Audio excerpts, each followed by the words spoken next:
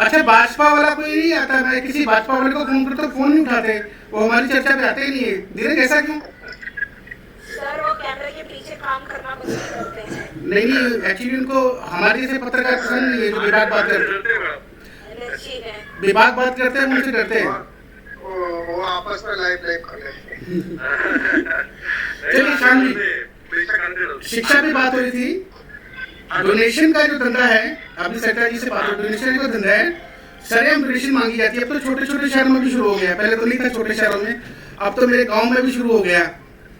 Sir बेटी जी, हम इसके ऊपर एक आरटीआई मार के निकाले क्या कि एजुकेशन एक्ट के तहत कभी ऐसा प्रावधान पास हुआ है क्या? कोई गवर्नमेंट का जीआर है क्या कि आप डोनेशन ले ही सकते हो?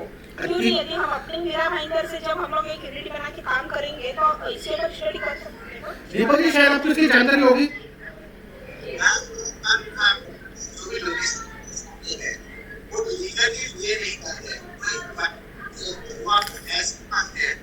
आपकी आवाज कम हो रही है सर।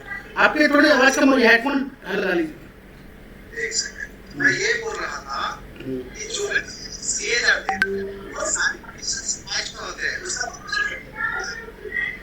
तो रिकॉर्ड नहीं होता।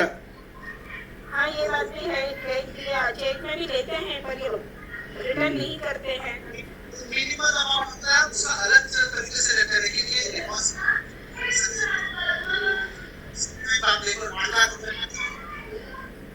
सर, हमारे देश का दुर्भाग्य ये हम कह सकते हैं, हम बहुत सामाजिक कार्यकर्ता बहुत साल से यही कहते हैं कि सरहद पे एक अनुभवी हमारे सेनानी चाहिए जो मंत्री बन के आए, और एजुकेशन में एक हमारे बहुत बड़े वैज्ञानिक चाहिए, हर चीज में माहिर चाहिए, वो जो हमारे एजुकेशन मिनिस्टर बन के आए, पढ़ा लिखा एजुकेशन मिनिस्टर, वो उसी हिसाब से बच्चों को या उनके सिलेबस को ध्यान में देगा।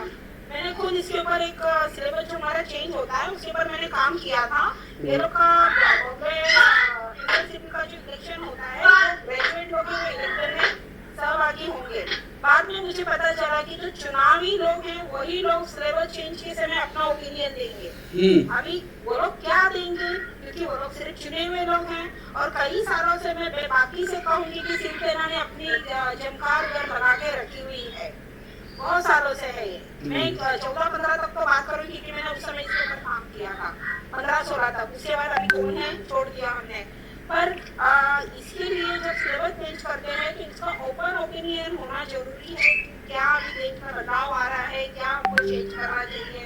हमारे यहाँ तो राजनीतिक स्तर पे इतिहास भी बदल रहे हैं आज कहूँ तो ये दुर्भाग्य है। चलिए श्याम भाई, मैं आप थोड़ा लेट आया हूँ, मैं आपको शाम को 10 बजे दोबारा लाइव पे लेता हूँ, और क्योंकि ये चर्चा पूरी खत्म हो चुकी है। चलिए मैं काटता हूँ इसको, फिर हम आगे बात करते हैं। नमस्कार, आप सभी मेहमानों को बहुत बहुत धन्यवाद। दीपक भाई जुड़ते रहिए हमारे चैनल पे कभी बहस के लिए। बहुत बहुत धन्यवाद सर।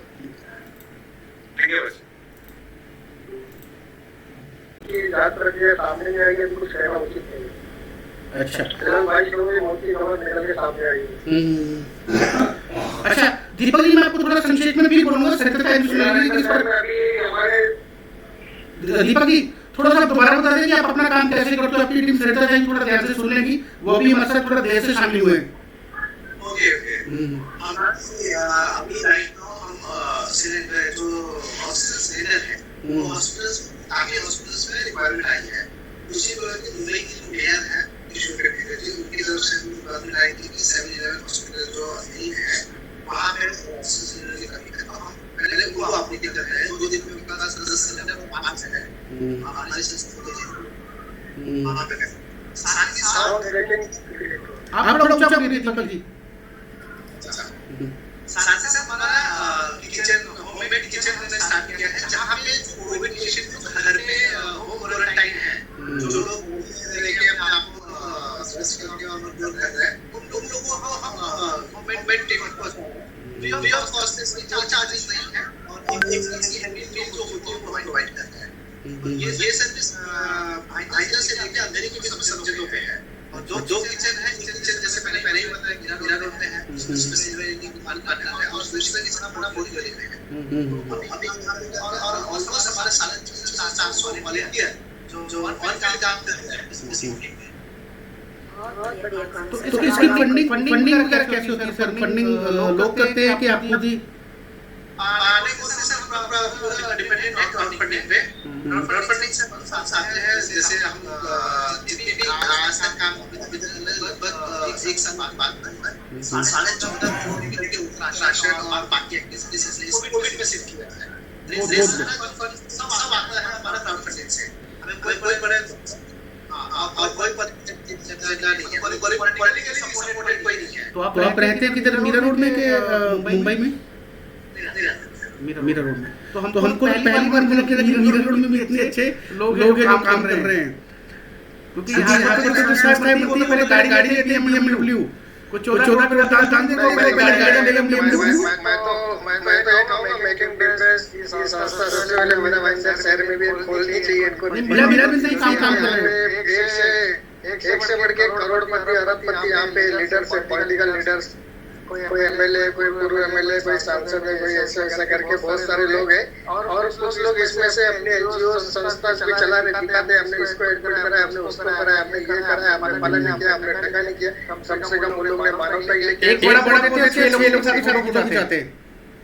यहाँ पर ऐसे लोग मिला बड़ा एक घंटे में 1000 बड़ा फेसबुक पे।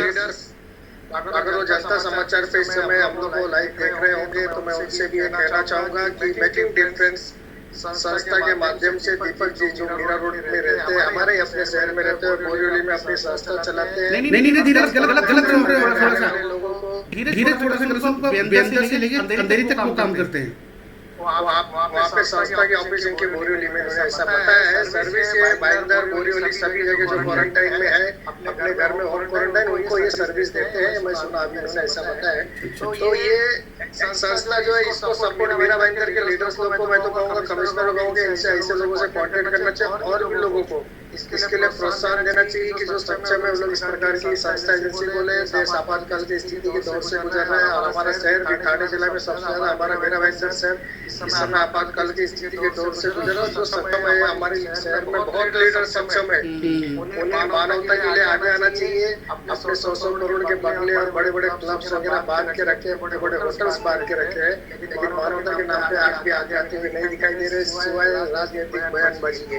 तो कम से कम मैं तो उनसे भी कहना चाहूंगा जिन्होंने शहर में करप्शन किए, भ्रष्टाचार किए, वक्त है अपने पाप धोने का, कम से कम मानवता के नाम पे अपने पाप धो लीजिए। शायद ऐसा सर क्या करेंगे आप? हाँ, बहुत अच्छा कहा। धीरज जी सबको पहचानते हैं, बखूबी हिसाब रखते हैं सबका। अपने एमपीएससी से आरटीआई का सही जवाब मिलेगा नहीं मिलेगा, मगर धीरज पांडे से जरूर आरटीआई का जवाब मिलेगा कि इनका इनकम कितना है, क्या है, कितने इनके पाप है। और मैं जिस चीज को कहूँगी कि ये पदों ने उठाया है और एक बहुत बड़ा सबक दे रहे हैं जो हमारे मीराबाई के रहवासी हैं, तो उन्हें 3 करोड़ की बिजली का पता होगा। और हमारे ऐसे लोग हैं कि जो देश के नाम पे गवर्नर कर जाते हैं, कुछ ऐसे लोग छुपे हुए थे अभी तक, तो और कई कुछ कर जा रहे हैं, किस तरह गुजर रहे हैं। आज इतना बड़े स्तर पे काम कर रहे हैं तो आसान नहीं है कि सबकी न्यूज को डाटा कलेक्शन करना, फिर उसके बाद इसको कहाँ तक पहुँचाना। आज के जमाने में, आज के समय में ऐसे माहौल में हमारे घर से बाजू वाली गली में जाना कुछ हो रहा है। लोग खा रहे हैं कि कोरोना बहुत डरावना सेकंड जो आया है वो कोई सिम्टम नहीं बता रहा है। मैं कई बार ना कहूँगी, मैं इस बात से सहमत हूँ, जरूर कहूँगी। मैं पहली बार डर गई जब मैं रात को आपसे दीदी जी आपसे बात की मैंने प्रमोद हॉल में की, और बहुत दुआ की पत्रकार राकेश शर्मा जी 4 रहे थे, हर एक 4 मरीज थे और दिक्कतें आ रही थी कि कोई इन्फेक्शन नहीं है। फिर जब मैंने बात करके आके पहले तो मैंने उनसे बात की, इन्फेक्शन की बात करूँगी मैंने किशोर लाहानी सर से बात की कि सर मुझे पता चला है कि अब पेमा में इंजेक्शन दे रहे हैं, सरकार अपनी तरफ से दे रही है। तो हाँ, कुछ इंजेक्शन की मात्रा गई है। कौन से सेंटर की बात करें? हाँ, मैं प्रमोद महाजन की बात करें, हमारा पेशेंट वहाँ पे है। कुछ इंजेक्शन की मात्रा गई है दे रहे कहीं कहीं उसकी जानकारी नहीं है, सब जानकारी नहीं है। मैंने अपनी जिम्मेदारी समझी और मैं प्रमाण महाजन में गई, अंदर गई मैं, और वहाँ पे डॉक्टर आए थे, उनसे मैंने पूछा क्या इंजेक्शन के लिए आप लोग अभी बाहर से बुलाते हो? बोले कि नहीं, इंजेक्शन के लिए बाहर से बुलाना हम लोगों ने बंद कर दिया है। आज से हमारे पास इंजेक्शन की संख्या आई है, पर जो आईसी में है हम पहले प्राथमिकता देते हैं, और जो बच्चे और बहुत बड़ी मर्जी है जो नॉन आईसी में है हम उन्हें दे रहे हैं। ये बहुत अच्छी पहल है सरकार की तरफ से। पर मैं ये भी कहूँगी जो अभी हमारे पास जिस अस्पतालों के लिए इंजेक्शन की जो जरूरतें आ रही हैं, तो आखिर हमारे सरकारी अस्पतालों में बेड की असुविधा होने के कारण लोगों को निजी अस्पताल में जाना पड़ रहा है। तो मैं चाहूँगी कि निजी अस्पतालों में भी इंजेक्शन जैसी जो की सरकार की जिम्मेदारी है वो अपनी जिम्मेदारी उठाए। हॉस्पिटल में हमारे बेड की संख्या बहुत कम है, प्रबंधन महाजन में भी कम है। अभी मैंने आज तक हमारे गेलोजी से मंडई जो मंडी है उधर से कोविड सेंटर बना रहे हैं। तो ये बनेगा जब बनेगा, पर आज की स्थिति में जहाँ प्राइवेट में हमारे मरीज हैं उनको इंजेक्शन की व्यवस्था सुनिश्चित तरीके से करके दी निवेदन रहेगा आपके जनता समाचार के माध्यम से। अच्छा, मैंने कल मेरे से बात की थी ना, शहर सुधार रहे हम अगर रोज 10 मिनट सफाई करें तो आप भी बोलते हैं हम मीटिंग बोल सकते हैं कि शहर हमारा को सुधारना पड़ेगा ना। बिल्कुल सर, छोटी बातें हैं। मैं एमबीएस की गई, मैंने अपनी जिम्मेदारी चाहिए, पर मैं बहुत खेद हुआ मुझे कि पड़वर सा का जो रवैया हमेशा कर रहता है, कोई रिस्पॉन्स नहीं कर रहे हैं।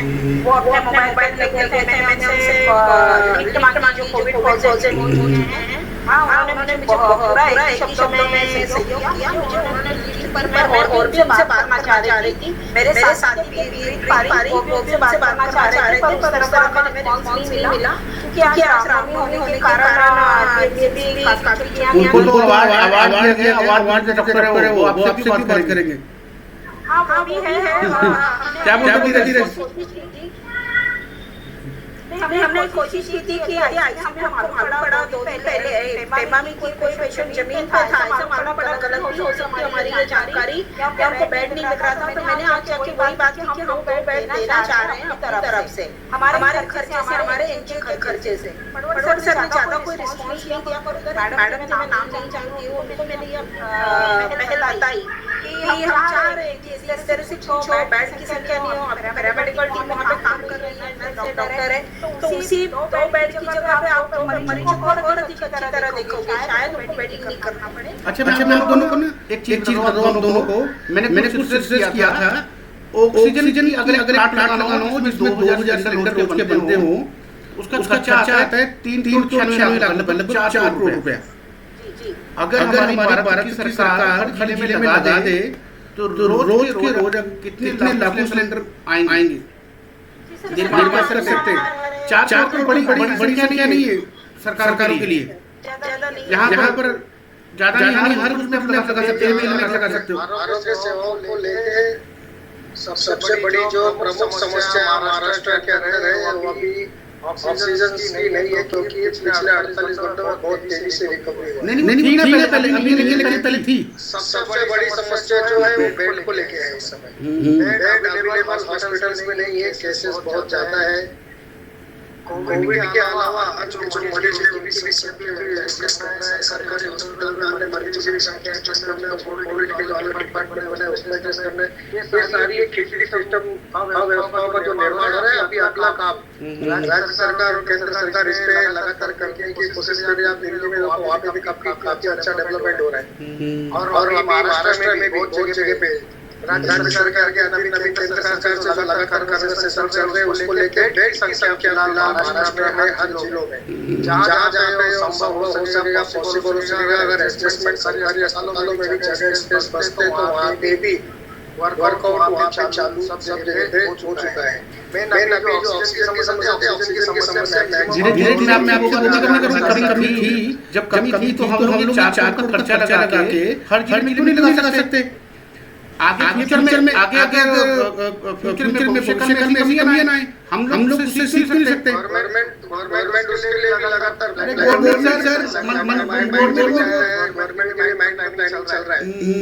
पिछले 4 साल क्या था वो हेल्थ मिनिस्ट्री ने 4 साल बाद बोला था 2000 का खर्चा था सोशल, लेकिन मोदी सरकार ने डिक्लाइन कर दिया।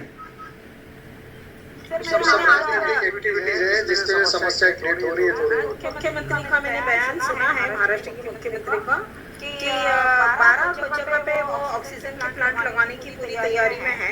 शायद ये संख्या कम ज्यादा हो सकती है, पर आज उन्होंने कहा है 500 बेड का नया हॉस्पिटल फिर बन रहा है और इस तरह से सुविधा बढ़ाई जा रही है। पर अरे जो बने थे उनको तोड़ा गया, जो बने थे उनको तोड़ा गया, 12 उनको तोड़ दिया गया।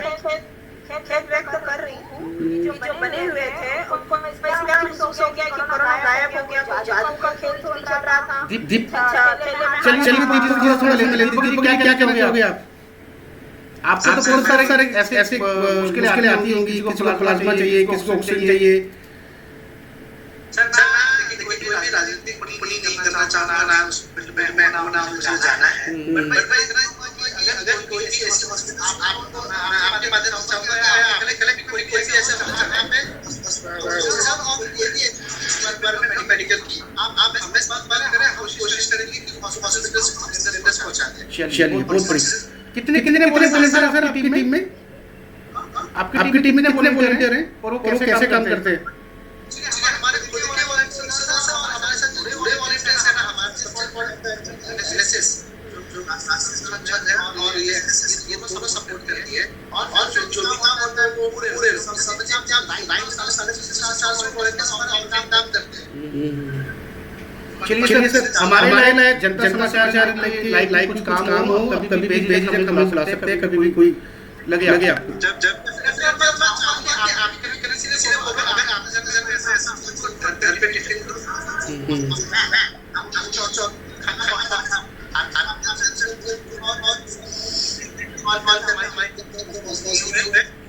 पूरा सपोर्ट करेंगे। सत्ताई और जिंदगी में आपको इनका नंबर दे दूं, कभी पड़े किसी प्रकार के तो बहुत अच्छी बात रही है। ऐसे किसी के लिए जरूरतमंद रहे तो हम जरूर इसका इस्तेमाल करेंगे इसकी सेवा का।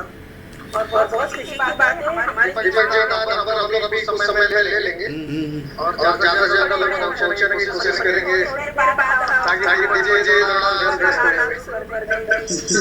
आपका सेवा का लाभ लोगों को मिले और दीपक भी व्यस्त हो जाए तो अच्छा लगेगा।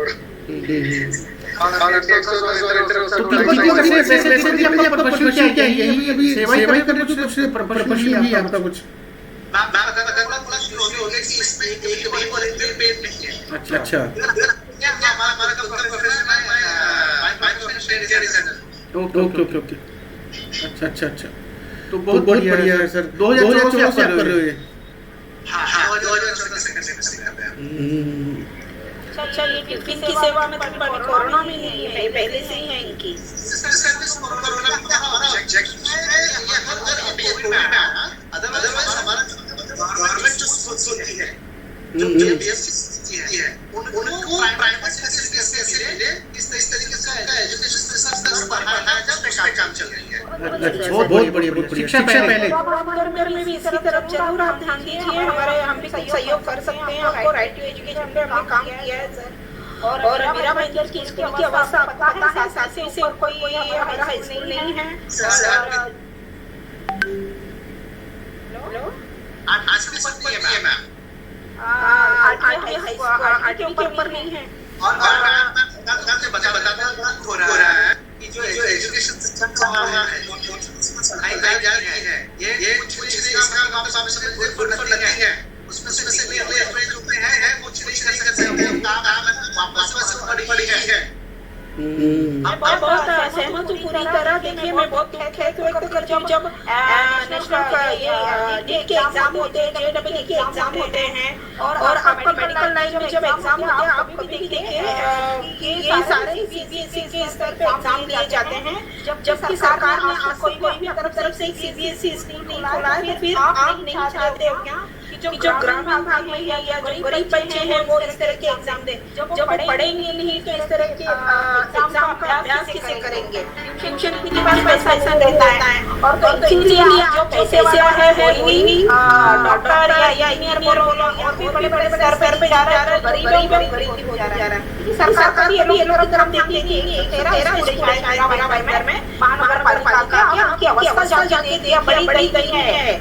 प्राइवेट स्कूलों में हम जब जमीन देते हैं, हमारे प्लान तैयार होता है, जब भी हमारा बड़ा साल में तो हम कायदा संख्या देते हैं, हम डेवलपमेंट प्लान में इसकी संख्या को हम रहे हैं, मगर वो निजी हमें नहीं जानी चाहिए। हमें देते समय राइट टू एजुकेशन हम लोग पास करवा देते हैं कि जमीन सरकार की है, सस्ते दे, हम बराबर आपको आरटी के अंतर्गत लाभ देना चाहिए। बराबर आइए आरटी के अंतर्गत कितने बच्चों को लाभ आता है, ये बड़ी दुविधा है सर। इसके ऊपर मैं कहती हूँ जरूर सभी संस्थाएं पर आके काम करना चाहिए। हम लोग सर जी हम संस्था मिलके मीटिंग लेने वाले हैं, चाहूंगी आपको भी उसमें शोषणीय रहेगी।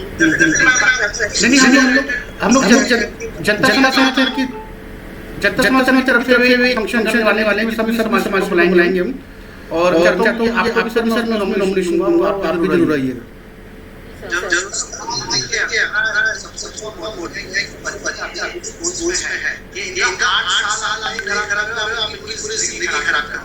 मैं चाहता हूँ गवर्नमेंट स्कूल्स है उनको आप जितनी भी आपके पास फंड्स है जितने और उसमें और ऐड करेंगे और उस प्राइवेट सुविधाएं बनाएंगे ताकि जो 8 साल के बच्चे निकले वो लायक बहुत बढ़िया सर, आपका काम बहुत बढ़िया है। शिक्षा पहले और शिक्षित होगा तो अभी आगे बढ़ेगा ना। शिक्षा के बिना तो कुछ है नहीं। ये जो आज हम बड़ी से खेल रहे हैं इसका सबसे बड़ा बात तो ये शिक्षा वजह है। अगर वो लोग शिक्षित होते हैं तो आज के पास सेविंग्स होते आज उनके पास रहने की व्यवस्था खाने की सुविधा होती आज नहीं होती। हमारे जरूरत है सबसे बड़े जो इकोनॉमी के लिए अपने देश के लिए वो है हमारा एजुकेशन। बिल्कुल अगर ला सके और पहले तो हमारे कुछ दिन पहले आज से 25 दिन पहले यहाँ के जो कमिश्नर साहब से बात किया था, उनका हमें क्या चाहिए था कि उस एजुकेशन सिस्टम में जो इन्होंने जो बनाते हैं उसमें चाइल्ड लैंग्वेज है, ये कोई काम नहीं है। आज के बाद कोई भी लैंग्वेज सब पढ़ाते हैं इंग्लिश मीडियम, और आज के बाद हमारे पास ये पहले तो वैसी शिक्षा खराब है, वैसे जो पढ़ के कुछ अच्छे चाहते भी है आज के वो नहीं पढ़ पाते क्योंकि उनका सिलेबस चलता है। मैं तो सबसे पहले मुझे गवर्नमेंट को उसका बोर्ड चेंज कर दिया जाए, एटलीस्ट एसएससी इंग्लिश मीडियम कर दिया जाए, बच्चों को शिक्षा मिले। पढ़ाने के नाम पे काम बड़ी संस्थाएं भी पढ़ाने के नाम पे व्यापार कर रही हैं। बड़े मंत्री कॉलेज है जो खुद पढ़े नहीं वो कॉलेज खोल रहे हैं, जो खुद पढ़े नहीं वो शिक्षा मंत्री बन रहे हैं। और सर अगर सबसे बड़ा ये पॉलिटिक्स पॉलिटिशियंस के स्कूल से होते हैं प्राइवेट, वो इसलिए वहां पे पढ़े इसका एजुकेशन गिरा देते हैं। पैसा सही इसमें या पटल खोलिए या स्कूल खोलिए या बीसीसीआई में चले गए। जिसको बल्ला नहीं पड़ा वो उसका वाइस चेयरमैन बना हुआ है बीसीसीआई का। ये चल रहा है अभी। क्यों दिल से सही बोल रहा हूँ? एकदम सही बोल रहे हैं। देश का सिस्टम पूरा सड़ चुका है। तो इसको टिप्पणी ना करके अगर इस पर काम करे थोड़ी शुरुआत करें तो वैसे हम कुछ ला सकते हैं। नहीं मैं ऐसे प्रकार बात कर रहा हूँ। मैं तो बात कर सकता हूँ क्योंकि मैं किसी संस्था में एक्टिव नहीं हूँ अभी। तो जिस चीज में एक्टिव हूँ उसके लिए बात कर सकता हूँ। मेरा सवाल उठाना मैं तो उठा ही दूंगा ना। आप बड़ी के साथ और भी समाज में कुछ अच्छे नहीं बिल्कुल हम सराहनीय आपका रोल बहुत बड़ा होता है। अरे सर मैं छोटा पत्रकार हूँ, जो बड़े पत्रकार हैं बैठ के आजकल छोड़ दिखाते हैं दिन भर। आप उनको दिन भर देख लीजिएगा, दिमाग आपके वही आ जाएगा को आपके दिमाग को कंट्रोल कर लेंगे। फिर आप ये नहीं कर पाओगे, आप बच्चे निकलने के लिए लग जाओगे। समय इसलिए टीवी देखना बंद कर दीजिए अभी। टीवी जो देखेगा उसके बाद वैसे ही चलेगा। वो टिकट देखना बंद कर दीजिए, क्योंकि आपके दिमाग को कंट्रोल कर लिया जा रहा है। एक प्रधानमंत्री जारी रख देते दीदी, मतलब आप भाषा देखिए, भाषा कितनी गिर रही है। देश का जो एजुकेशन ऑफ लॉ है उसमें इंस्ट्रक्शन ऑफ लीडरशिप है। ये इंस्ट्रक्शन ऑफ लीडरशिप जब तक हटेगा नहीं, हटेगा एक ही रीजन है, कानून हाथ में लेने जैसी स्थिति। क्योंकि लोग कानूनी तौर पे लड़ाइयाँ देश के अंदर लड़ रहे हैं, अभिभावक नहीं सही सुनी जा रही। कोई अभिभावक अगर ज्यादा ऊंची आवाज करता है तो उसके बच्चों को स्कूल से निकाल दिया जाता है। इसके लीडर्स के पास जाता है, कोई भी लेटर्स लेके आता है, रिक्वेस्ट देता है, स्कूल का ट्रस्टी उसके लेटर्स गिरा के फेंक देता है। डोनेशन का कहाँ से आ गया? डोनेशन एजुकेशन ऑफ स्टडी की जो लॉ है उसके अंदर लीडरशिप लॉ चल रहे हैं। इन्होंने एक लॉ बना दिया है, लोग ने अपने इंस्ट्रक्शन को लॉ बना दिया है कि मेरा जो उनको बोलेगा वही काम। अच्छा सर, ये मालूम होगा, मुझे जानकारी नहीं है। सिस्टम है ये सर्वप्रथम देश में तभी बंद हो सकता है। डोनेशन का अंदर क्या कहता है? आमतौर पे विरोध सड़कों पे उतर के होना शुरू होगा, तब इनके अंदर डर बैठेगा। वो अभी हम पता चलेगा अभी हम करना पड़ेगा। हमारे शहर की सफाई हम अपने शहर से शुरुआत करते हैं, एक काम करते हैं, पहले अपने शहर को स्वच्छ करते हैं, फिर ट्रैफिक रूल, फिर धीरे धीरे सब करते हैं। तो मैं आपसे ये था सरकार जी, ये डोनेशन का बंदा है, डोनेशन का। हेलो, स्कूल कल सरियाम डोनेशन लेते हैं बच्चों से, तो ये डोनेशन करा के लेके क्या कि सरियाम मांग लो। आपको पता होगा कभी बहुत साल पहले हम लोग कोई चीज खरीदते थे तो गारंटी और वारंटी वाला सिस्टम था। तो गारंटी ये थी कि हम सर्विसिंग कर देंगे, वारंटी थी कि हम रिप्लेसमेंट में देंगे। अभी ये हो गया कि डोनेशन पहले लेते थे कि ये था कि जब बच्चा स्कूल छोड़ के जाएगा तो उसे हम वापस करेंगे।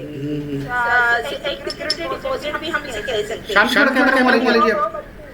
शाम भाई ज्वाइन किए हैं, शाम भाई कैमरा मालिक लीजिए। नमस्कार श्याम भाई। अभी श्याम भाई राष्ट्रवादी के नेता है, वो अपनी बात करेंगे। एक नेता भी चाहिए होता ना, नहीं एक नेता भी चाहिए होता है, क्योंकि नेता को कभी तो खिलाने वाले चाहिए ना कोई। मौलिक सुविधाओं में है और सबसे बड़ी बात भी अभी हम इसी पे बात कर रहे हैं और हमारी वर्षा गायकवाड़ एजुकेशन मिनिस्टर आज इन्हीं की पार्टी से है। इसके लिए यदि ये कुछ हमारे वसीला वगैरह लगा के उन तक समस्या भी हम पास ले जाएंगे। श्याम भाई इस बात के लिए कोशिश कीजिए। अच्छा, भाजपा वाला कोई नहीं आता है, मैं किसी भाजपा वाले को फोन नहीं उठाते, वो हमारी चर्चा पे आते ही नहीं है। धीरे ऐसा क्यों? सर वो कैमरे के पीछे काम करना पसंद करते हैं। नहीं एक्चुअली उनको हमारे जैसे पत्रकार नहीं, विभाग बात करते हैं, मुझसे डरते हैं। आपस में लाइव प्ले कर ले। चलिए श्याम जी, शिक्षा की बात हुई थी, डोनेशन का जो धंधा है, अभी सरकार जी से बात हुई, डोनेशन का धंधा है, सरियाम डोनेशन मांगी जाती है। अब तो छोटे शहरों में भी शुरू हो गया, पहले तो नहीं था छोटे शहरों में, अब तो मेरे गांव में भी शुरू हो गया। सर आप देखिए हम इसके ऊपर एक आरटीआई मार के निकाले क्या कि एजुकेशन एक्ट के तहत कभी ऐसा प्रावधान पास हुआ है क्या, कोई गवर्नमेंट का किया है क्या आप डोनेशन ले ही सकते हो? क्यों नहीं? यदि हम अपने मेरा भाईंदर से जब हम लोग एक यूनिट बना के काम करेंगे तो इसके ऊपर स्टडी कर सकते हैं। दीपक शायद आपको इसकी जानकारी होगी।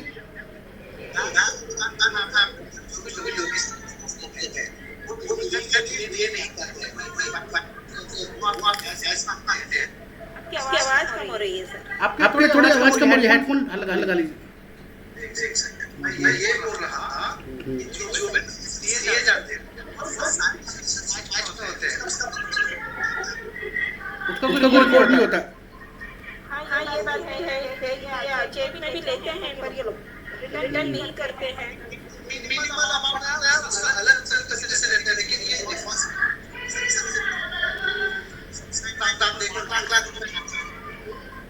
सर हमारे देश का दुर्भाग्य ये हम कह सकते हैं, हम बहुत सामाजिक कार्यकर्ता बहुत साल से यही कहते हैं कि सरहद पे कानूनी हमारे सेनानी चाहिए जो भी बड़ी बन के आए और एजुकेशन में एक हमारे बहुत बड़े वैज्ञानिक चाहिए, हर चीज में माहिर चाहिए, वो जो हमारे एजुकेशन मिनिस्टर बन के आए, पढ़ा लिखा एजुकेशन मिनिस्टर, वो उसी हिसाब से बच्चों को या उनके सिलेबस को ध्यान में देगा।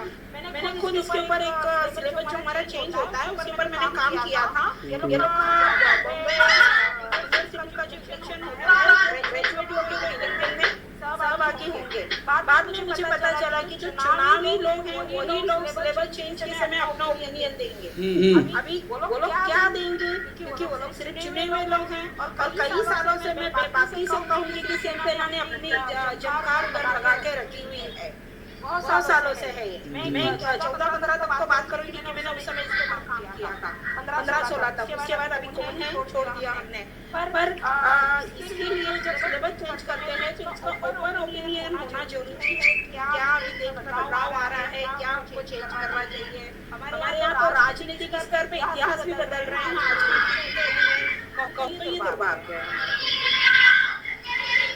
चलिए शाम में अब थोड़ा लेट आया, मैं उसको शाम को 10 बजे दोबारा लाइव पे लेता हूँ और ये चर्चा पूरी खत्म हो चुकी है।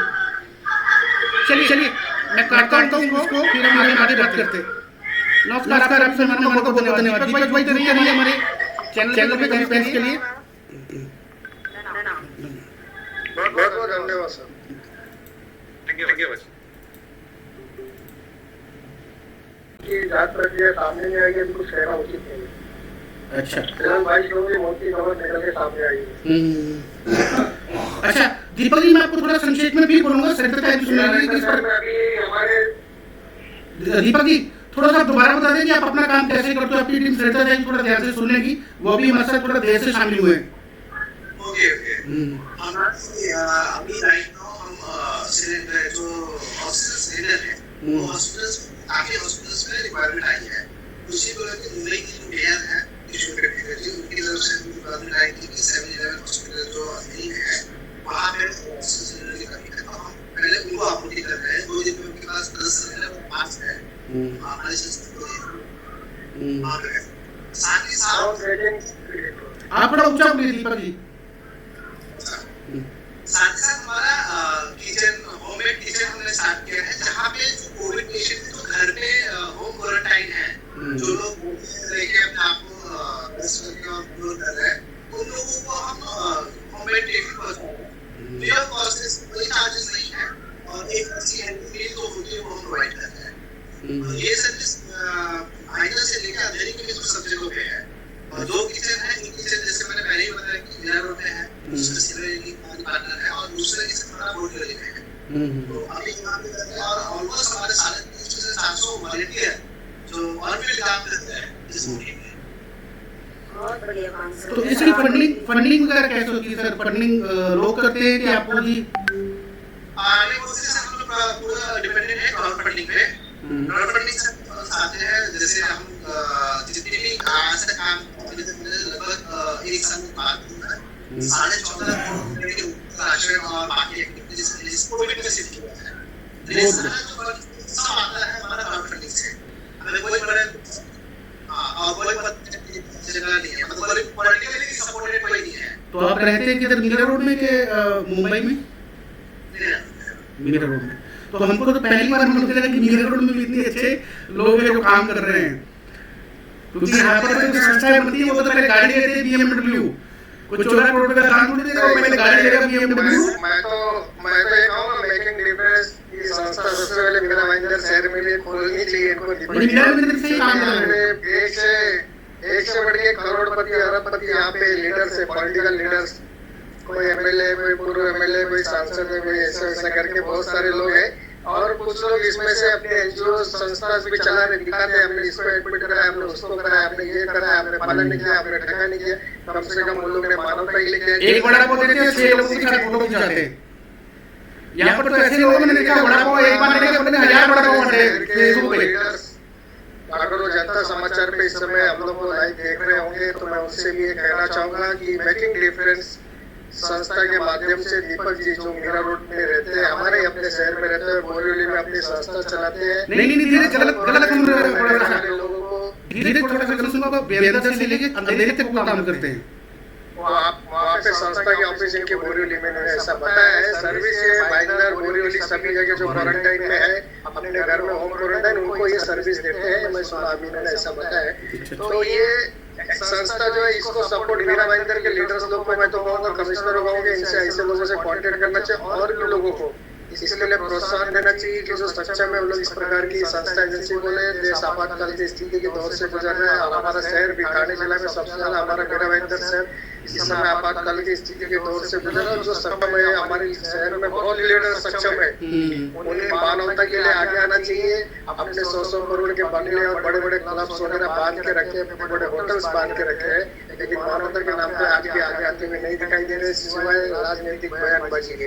तो कम से कम मैं तो उनसे भी कहना चाहूंगा जिन्होंने शहर में करप्शन किए, भ्रष्टाचार किए, ये वक्त अपने पाप धोने का, तो कम से कम मानवता के नाम पे अपने पाप धो दीजिए। शायद ऐसा मौका हाँ, बहुत अच्छा कहा। धीरज जी सबको पहचानते हैं, बखूबी हिसाब रखते हैं सबका। किसी अपने एमपीएमसी से आरटीआई का सही जवाब मिलेगा नहीं मिलेगा, मगर धीरज पांडे से जरूर आरटीआई का जवाब मिलेगा कि इनका इनकम कितना है, क्या है, कितने इनके पाप है। और मैं तो चीज को पुनः कहूंगी कि ये अच्छा कदम उन्होंने उठाया है और एक बहुत बड़ा सबक दे रहे हैं जो हमारे यहाँ वीरा भाईंदर के रहवासी हैं। तो उन्होंने 3,000 की 3 करोड़ की बिल्डिंग का पता होगा। और हमारे ऐसे लोग भी हैं कि जो देश सेवा के नाम पे गबन कर जा रहे हैं, कुछ ऐसे लोग जो छुपे हुए थे अभी तक तो, और कई कुछ कर जा रहे हैं, किस तरह गुजर रहे हैं। वो आज इतने बड़े स्तर पे वो काम कर रहे हैं, तो आसान नहीं है कि सबकी लिस्ट को डाटा कलेक्शन करना, फिर उसके बाद किसको कहाँ टिफिन पहुंचाना। आज के जमाने में, आज के समय में ऐसे माहौल में हमको हमारे घर से बाजू वाली गली में जाना मुश्किल हो रहा है। लोग खौफ खा रहे हैं कि कोरोना वाकई बहुत डरावना है। सेकंड जो आया है वो कोई सिम्टम नहीं बता रहा है। मैं कल पहली बार ना नहीं कहूँगी, मैं इस बात से सहमत जरूर कहूँगी कि मैं कल पहली बार डर गई जब मैं रात को आपसे विद्या जी आपसे बात की थी मैंने प्रमोद महाजन हॉल में थी। और जो बहुत दुख हुआ आपके पत्रकार राकेश विश्वकर्मा जी के 4 हो गए थे, 3-4 मरीज थे और दिक्कतें आ रही थी, उनको इंजेक्शन नहीं है। फिर जब मैंने बात की उधर जाके, पहले से मैंने इनसे बात की, इंजेक्शन की बात करूंगी मैंने नंदकिशोर लाहानी सर से बात की कि सर मुझे पता चला है कि आप पेमा में इंजेक्शन दे रहे हैं, सरकार अपनी तरफ से दे रही है। तो बोले हाँ, कुछ इंजेक्शन की मात्रा गई है। और कौन से कोविड सेंटर की बात कर रहे हैं? तो मैंने कहा मैं प्रमोद महाजन की बात कर रही हूँ, हमारा पेशेंट वहाँ पे है। मैंने कुछ इंजेक्शन की मात्रा गई है, दे रहे, कितनी गई है उसकी मुझे जानकारी नहीं है, सबसे ज्यादा जानकारी नहीं है। मैंने अपनी जिम्मेदारी समझी और खुद मैं प्रमोद महाजन में गई, अंदर गई मैं, और वहाँ पे डॉक्टर आए थे, उनसे मैंने पूछा कि क्या इंजेक्शन किया आप लोग अभी भी बाहर से बुलाते हो? वो बोले कि नहीं, इंजेक्शन के लिए बाहर से बुलाना हम लोगों ने बंद कर दिया है। आज से हमारे पास इंजेक्शन की संख्या आ गई है, पर जो आईसीयू में है हम पहले उन्हें प्राथमिकता देते हैं, और जो बच्चे और बहुत इमरजेंसी हैं जो नॉन आईसीयू में है हम उन्हें दे रहे हैं। ये बहुत अच्छी पहल है सरकार की तरफ से। पर मैं ये भी कहूँगी कि जो अभी हमारे पास निजी अस्पतालों के लिए इंजेक्शन की जो जरूरतें आ रही हैं, तो आखिर हमारे सरकारी अस्पतालों में बेड की असुविधा होने के कारण मजबूरीवश लोगों को निजी अस्पताल में जाना पड़ रहा है। तो मैं चाहूंगी कि निजी अस्पतालों में भी इंजेक्शन जैसी चीजों की सुविधाएं सरकार की जिम्मेदारी है, वो अपनी जिम्मेदारी उठाए।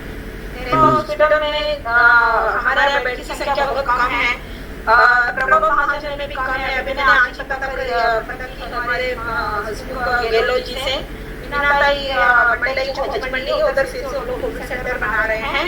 तो ये बनेगा, जब बनेगा पर अच्छी स्थिति में जहाँ पे भी प्राइवेट में हमारे मरीज हैं उनको इंजेक्शन की व्यवस्था सुनिश्चित तरीके से करके दें, ये निवेदन रहेगा जनता समाचार के माध्यम से।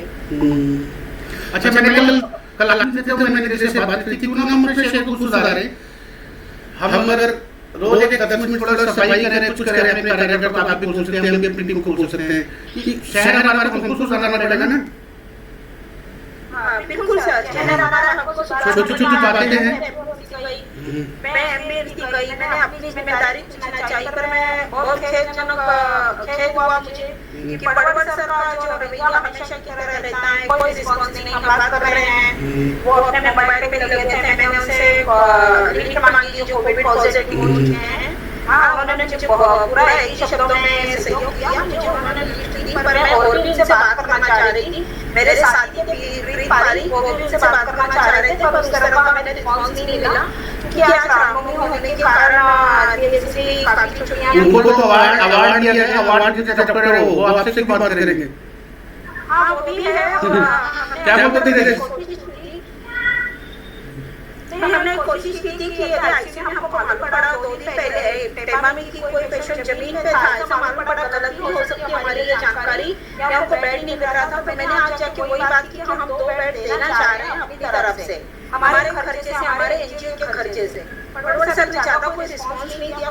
मैडम के नाम नहीं जानती हूँ, उनको मैंने अपनी पहले बताई कि हम चाह रहे हैं कि इस तरह से कुछ हो, बेड की संख्या नहीं हो, पैरामेडिकल टीम वहाँ पे काम कर रही है, डॉक्टर है, तो उसी 2 बेड की जगह पे आप 2 मरीजों को और अधिक अच्छी तरह देखोगे, शायद उनको बेडिंग नहीं करना पड़े। अच्छा, मैं आप दोनों को एक चीज बताऊं, आप दोनों को मैंने कुछ रिसर्च किया था, ऑक्सीजन की अगर एक प्लांट लगाना हो जिसमें 2000 सिलेंडर रोज के बनते हो, उसका खर्चा है 3 करोड़ 6 लाख, लगभग 4 करोड़ रुपए।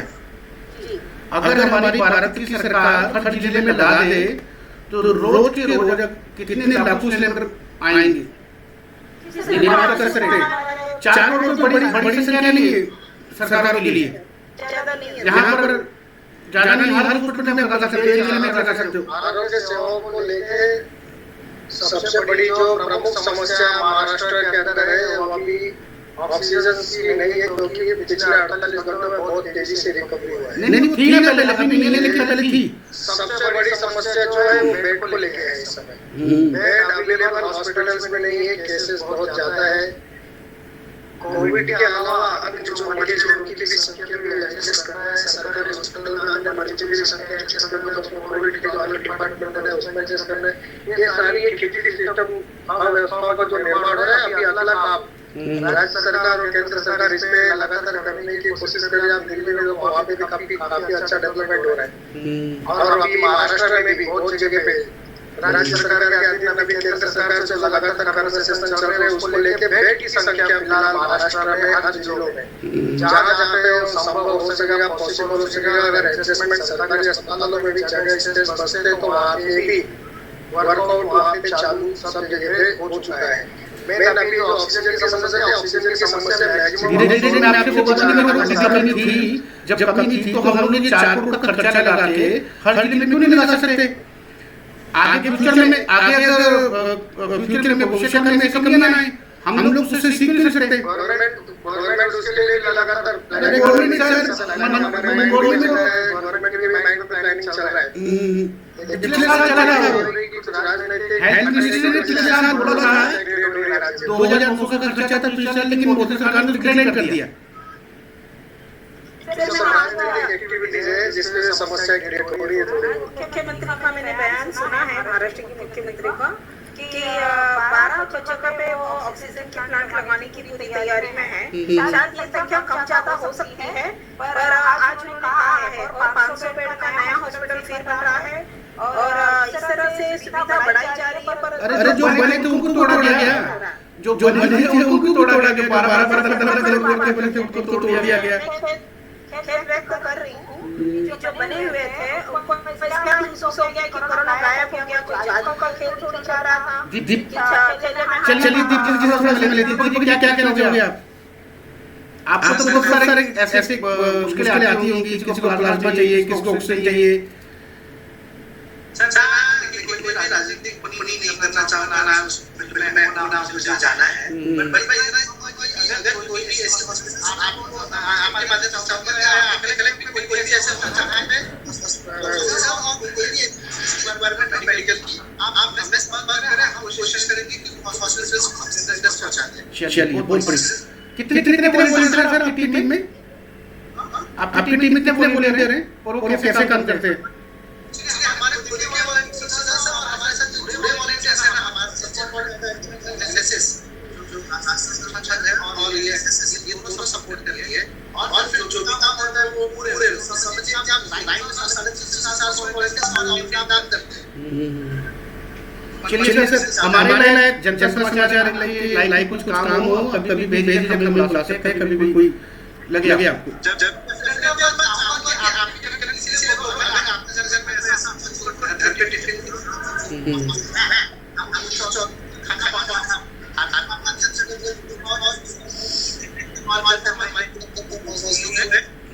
पूरा सपोर्ट करें। सर बताइए, और यदि मैं आपको इनका नंबर दे दूं कभी जरूरत पड़े किसी प्रकार की तो बहुत अच्छी बात रही है। ऐसे किसी के लिए जरूरत लग रही है तो हम जरूर उनका इस्तेमाल करेंगे उनकी सेवा का।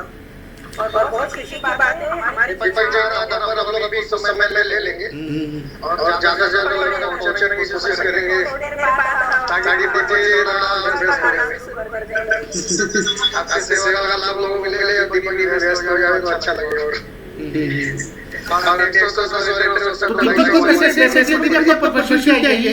सेवा करने कुछ प्रोफेशन नहीं है आपका कुछ? मैं बता कि इसमें एक पेड नहीं है। अच्छा, हमारा प्रोफेशन है बाय प्रोफेशन डिजाइनर। ओके। अच्छा, तो बहुत बढ़िया है सर। 2014 से आप कर रहे हो? हाँ, 2014 से कर रहे हैं। अच्छा, ये टिफिन की सेवा में तो कोरोना में नहीं है, पहले से ही है इनकी सर्विस। कोरोना में हमारा ऑब्जेक्टिव है ये हर अभी में आया। अदरवाइज हमारा गवर्नमेंट जो सोच है जो बीएमसी है उनको प्राइवेट सेक्टर कैसे दे इस तरीके से एजुकेशन सिस्टम से बढ़ाया जाए, उस पे काम चल रही है। बहुत बढ़िया। शिक्षा पहले भी इसी तरफ जरूर आप ध्यान दीजिए। हम भी सहयोग कर सकते हैं। आपको राइट टू एजुकेशन पे हमने काम किया है सर। और मीरा महेंद्र की स्कूल की अवस्था पता है, 7 साल से ऊपर कोई हमारा हाई स्कूल नहीं है। हेलो, 8 से ऊपर नहीं है मैम।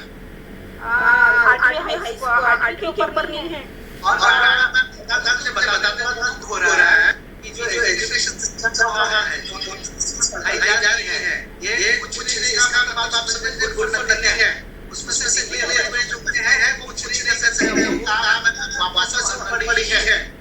मैं बहुत सहमत हूँ पूरी तरह। देखिए, मैं बहुत दुख व्यक्त करती हूँ जब नेशनल का ये नीट के एग्जाम होते हैं, जेईई के एग्जाम होते हैं और आपका मेडिकल लाइन में जब एग्जाम होते हैं, आप कभी नहीं देखे कि ये सारे सीबीएसई के स्तर पे एग्जाम लिए जाते हैं। जबकि सरकार ने आज कोई भी अपनी तरफ से सीबीएसई स्कूल नहीं खोला है, तो फिर आप नहीं चाहते हो क्या जो ग्रामीण भाग में है या जो गरीब बच्चे हैं वो इस तरह के एग्जाम दे? जब वो पढ़ेंगे नहीं तो इस तरह के एग्जाम का अभ्यास कैसे करेंगे? ट्यूशन के पास पैसा नहीं रहता है। और तो इसीलिए जो पैसे वाला है वही डॉक्टर या इंजीनियर बोलो या और भी बड़े स्तर पे जा रहा है, जो गरीब हो जा रहा है।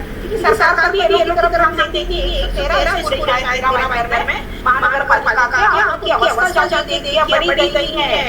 प्राइवेट स्कूलों में हम जब जमीन लेते हैं, हमारे प्लान तैयार होता है जब हमारा 20 साल में, तो हम कायदा जनसंख्या देख के हम डेवलपमेंट प्लान में स्कूलों की संख्या हम रखते हैं। मगर वो जी हमें दीजिए, हमें देते समय राइट टू एजुकेशन हम लोगों के साथ प्रावधान पास करवा देंगे कि जमीन सरकार की है, सस्ती देंगे हम आपको आरटी के अंतर्गत उसको लाभ देना चाहिए। पर आप बताइए, आरटी के अंतर्गत कितने बच्चों को लाभ आता है? ये बड़ी दुविधा है सर। इसके ऊपर जरूर सभी संस्थाएं पर आके काम करना चाहिए। हम लोग सबसे संस्था की मीटिंग लेने वाले हैं, चाहूंगी आपको भी उसमें शोषणीय रहेगी।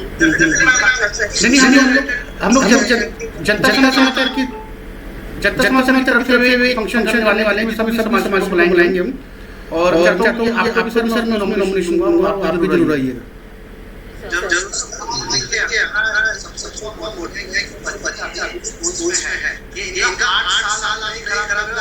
पूरी जिंदगी खराब कर रहे हो। मैं चाहता हूँ गवर्नमेंट स्कूल है उनको आप जितनी भी आपके पास फंड्स है जितने और उसमें और ऐड करेंगे और प्राइवेट सुविधाएं बनाएंगे ताकि जो 8 से बच्चे ले वो किसी लायक हो। बहुत बढ़िया सर, आपका काम बढ़िया है। शिक्षा पहले और शिक्षित होगा आदमी तभी आगे बढ़ेगा ना। शिक्षा के बिना कुछ है ही नहीं। ये जो आज हम बड़ी से खेल रहे हैं, इसका सबसे बड़ा अगर मैं बात तो ये शिक्षा वजह है। अगर वो लोग शिक्षित होते हैं, आज के पास सेविंग्स होते हैं, आज खुद के पास रहने की व्यवस्था, खाने की सुविधा होती है, आज नहीं होती। हमारे जरूरत है सबसे बड़े जो इकोनॉमी के लिए, अपने देश के लिए, वो है हमारा एजुकेशन। बिल्कुल अगर ला सके। और पहले तो एक हमारे कुछ दिन पहले आज से 25 दिन पहले यहाँ के जो कमिश्नर है देसाई साहब उनसे बात किया था। उनका हमें क्या चाहिए था कि एजुकेशन सिस्टम में जो इन्होंने गवर्नमेंट जो बनाते हैं उसमें रिच लैंग्वेज है, ये कोई नहीं है। आज के बाद कोई भी लैंग्वेज सब इंग्लिश मीडियम, और आज के बाद बस ये मेरे तो वैसी शिक्षा खराब है, बस ऐसे जो पढ़ के कुछ अच्छे चाहते भी है, आज के वो नहीं पढ़ पाते क्योंकि उनका सिलेबस चेंज होता है। मैं सबसे पहले सरकार का बताऊं कि मुझे गवर्नमेंट को उसका बोर्ड चेंज कर दिया जाए, एटलीस्ट एसएससी इंग्लिश मीडियम कर दिया जाए, बच्चों को शिक्षा मिले। पढ़ाने के नाम पे काम बड़ी बड़ी संस्था की पढ़ाने के नाम पे व्यापार कर रही है। बड़े बड़े मंत्री को कॉलेज है जो खुद पढ़े नहीं वो खोल रहे हैं, जो खुद पढ़े नहीं वो शिक्षा मंत्री बन रहे हैं। और सर सबसे बड़ा ये स्ट्रेस आता है इंडियन पॉलिटिक्स में, पॉलिटिशियंस किसके स्कूल से होते हैं प्राइवेट, वो इसीलिए वहां पे पढ़े इसका एजुकेशन गिरा देते हैं। पैसा सही इसमें या अस्पताल के लिए या स्कूल के लिए या किसी एरिया में चले गए। अब जिसको किसी ने बल्ला नहीं पकड़ा वो उसका वाइस चेयरमैन बना हुआ है बीसीसीआई का। ये चल रहा है अभी। क्यों धीरे सही बोल रहा हूँ, एकदम सही बोल रहे हैं। तो देश का सिस्टम पूरा खराब सड़ चुका है। तो इसको इसमें बड़ी ना कहते हैं, अगर इस पर काम करें थोड़ी शुरुआत करेंगे तो बेसिकली हम कुछ ला सकते हैं। नहीं मैं एज ए सरकार बात कर रहा हूँ, मैं तो बात कर सकता हूँ क्योंकि मैं संस्था में एक्टिव नहीं हूँ अभी। जिस चीज में एक्टिव हूँ उसकी मैं बात कर सकता हूँ। मेरा सवाल उठाना मैं तो उठाई दूंगा ना। आप पति के साथ और भी समाज में कुछ अच्छे नहीं बिल्कुल हम आप लोगों का रोल बड़ा होता है। अरे सर मैं छोटा पत्रकार हूँ, जो बड़े पत्रकार बैठ के आजकल छोड़ दिखाते हैं दिन भर। आप उनको दिन भर देख लीजिएगा, दिमाग आपके वही आ जाएगा को आपके दिमाग को कंट्रोल कर लेंगे। फिर आप ये नहीं कर पाओगे, मंत्री बच्चे बनने के लिए लग जाओगे। समय इसलिए टीवी देखना बंद कर दीजिए अभी।